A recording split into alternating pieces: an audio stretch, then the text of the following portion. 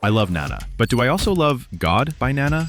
Today we're diving into a song analysis, where I'll unpack both the explicit thematic thread of the track and the potential interpretive or critical layers embedded within it. The song centers on the perpetual errors we commit and the suffering that ensues. Broadly speaking, Nana thematizes human fallibility and situates it within a meta premise. Before diving deeper, it's important to highlight a further thematic element. In this context, God functions as an instance, a sort of lifeline, or a possible escape, lyrically venerated. For now, I will refrain from explicating the visual elements of the music video, as they offer minimal meaning weight. Any visual cues that do carry interpretive potential I will discuss when exploring more theoretical readings. The meta premise, already addressed in previous videos, is manifest in this song. Human imperfection is both acknowledged and affirmed. Nana rejects the repressive compulsion toward flawlessness, a notion reinforced visually throughout the work. The video consistently employs synchronized and homogeneous symbols and structures, repeatedly emphasizing the cyclical nature of doubt and repression. At this point, the central message of the song is clear. Imperfection is okay, and the struggle with self-doubt is a universal human experience. On a surface level, this constitutes familiar aphoristic content, a platitude, if you will. Yet from here, one could extrapolate two deeper critical readings and ways, though these are not explicitly incorporated in the song itself and remain largely speculative: religious critique and systemic critique. First, religious critique. While God is mentioned, allowing for a potential reading of religion as the opium of the people, there is no evident repudiation of religion as a pacifying or mitigate apparatus, neither visually nor lyrically. The song's stance on divinity remains neutral. Asserting a clear critical position within the song canon would constitute a stretch. Second, systemic critique, which is somewhat more substantiated, albeit still interpretive. Structural elements and homogeneities within the song do more than signify cycles. They might also allude to determinism. Without delving too deeply into socioeconomic theory, one could argue that the lyrics gesture toward hierarchy and systemic dynamics. The mention of inevitability, even at the level of birth, can be read as a reflection on deterministic effect. We are born into competitive abs-don merit systems, compelled to self-quantify, and thereby trapped within structural constraints. In this sense,